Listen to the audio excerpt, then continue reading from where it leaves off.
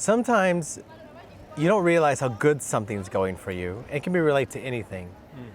And then you look back and you're like, wow, that was it.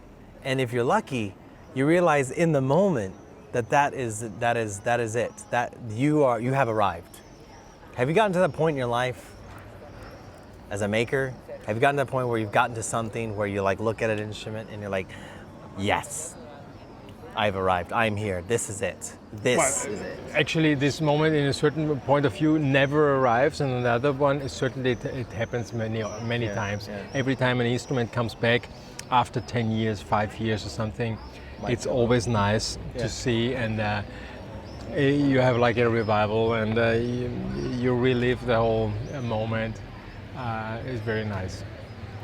So on the other side, you are never completely satisfied with what you've done, and once you have completed it, you actually have already the idea of the next instrument you want to make. So in the museum of Maranello of Ferrari, there was written like Enzo Ferrari said, the best car I ever made is the one I will make for you. And it's for my instrument, actually, it's the perfect sentence.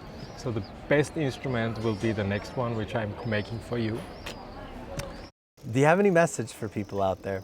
For the new students or for the luthiers out there, anything? Anything you want to share with people?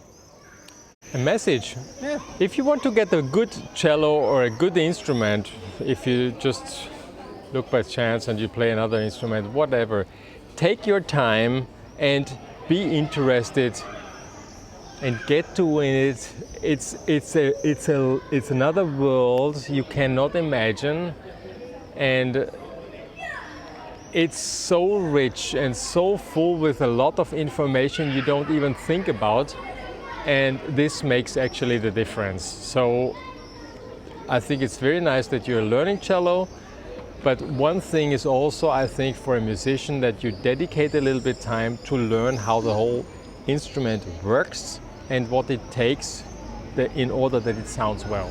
That's, I think, since we're here in Cremona, the mecca of violin making, and if you can afford it one day to come to Cremona, I think it's also worth to come here, go to the museum, the Museo del Violino, and you will see tools from Stradivari, papers where he signed with his handwriting. Did he use a tool like this? Yes, of course.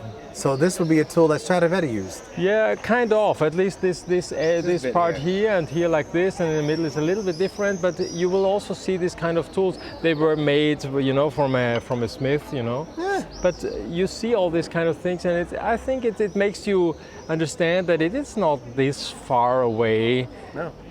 That Stradivari was living here. All the buildings here. Now this one you see not, but the statue is from him. And then here on this building here, this is older than Stradivari. My building at the time of Stradivari, where I have my workshop in, has been already built 150 years before Stradivari was here. So just imagine that we're actually living here in a museum, and I think it's worth coming here. You could make a few days here, 1 or 2 days. I think it's worth.